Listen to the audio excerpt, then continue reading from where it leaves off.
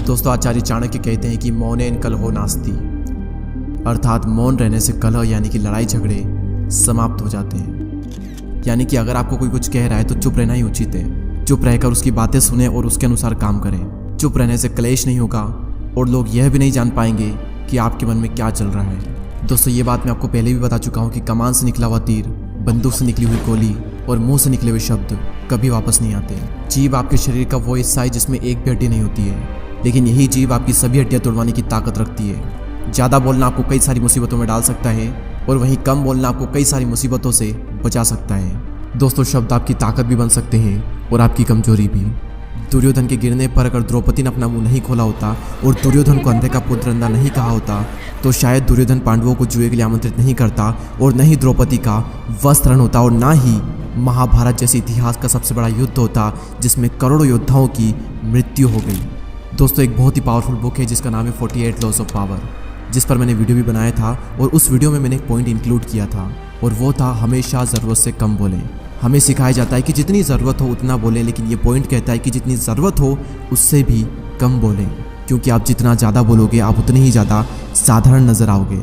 दोस्तों, शब्द चवन्नी के 100 मिलते हैं। लोगों को कभी भी अपने शब्दों से प्रभावित करने की कोशिश ना करें, क्योंकि अगर आप ज़्यादा बोलोगे तो बहुत ज़्यादा पॉसिबिलिटीज़ है कि आपके मुंह से कुछ न कुछ मूर्खतापूर्ण बात निकलेगी जो कि आपकी इमेज खराब कर देगी। वहीं अगर आप ज़रूरत से कम बोलोगे तो भले आप अंदर से कितने भी बड़े मूर्ख क्यों ना हो, लेकिन आप बाहर से स्मार्ट नजर आओगे। दोस्तों, ये इस दुनिया की सच्चाई है कि जब जब आप ज़रूरत से कम बोलोगे आप नॉर्मल से ज़्यादा महान और पावरफुल नजर आओगे।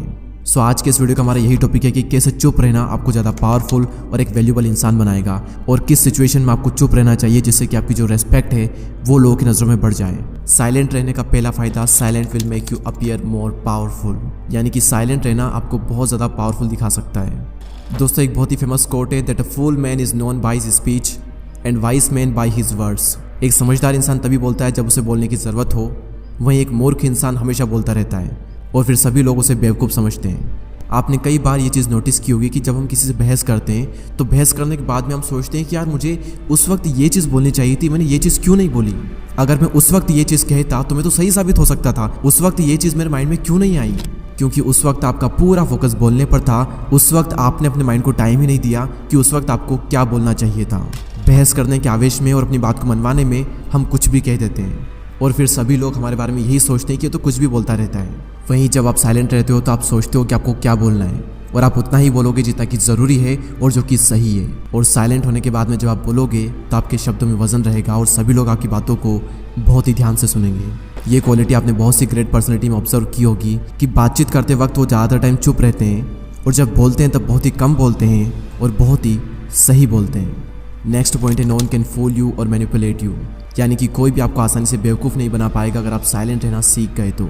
दोस्तों, जब भी आप किससे बातचीत करते हो और अगर उस वक्त आप साइलेंट रहते हो तो आप सामने वाले की हर एक बात को अच्छे से सुनते हो, उसकी बॉडी लैंग्वेज को नोटिस करते हो, उसकी हर बात के हर पहलू को आप अच्छे से ऑब्जर्व करते हो और फिर आप ये समझ पाते हो कि सामने वाले का इंटेंशन क्या है। क्या ये सच बोल रहा है या फिर झूठ बोल रहा है और क्या ये चाहता है आपसे।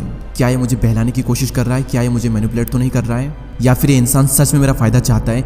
आप सारी बातें बहुत ही अच्छे समझ पाओगे अगर आप साइलेंट रहकर सामने वाले की बातों को सुनते हो तो। दोस्तों, नेक्स्ट पॉइंट है साइलेंस गेट पीपल्स अटेंशन। दोस्तों, हम सभी के स्कूल में एक चीज़ कॉमन होती थी और वो चीज़ ये थी कि स्कूल टाइम पर जब टीचर कुछ बोल रहे होते थे तब पीछे बैठे हुए कुछ बच्चे बीच में कीड़ाकांडी करते थे, यानी कि कुछ बातचीत करते थे और ये देखकर टीचर एकदम से चुप हो जाते थे और उसके बाद सबकी अटेंशन टीचर पर चली जाती थी कि आखिर टीचर ने बोलना बंद क्यों कर दिया। और इसके बाद में जो टीचर बोलेंगे वो हर कोई ध्यान से सुनेगा।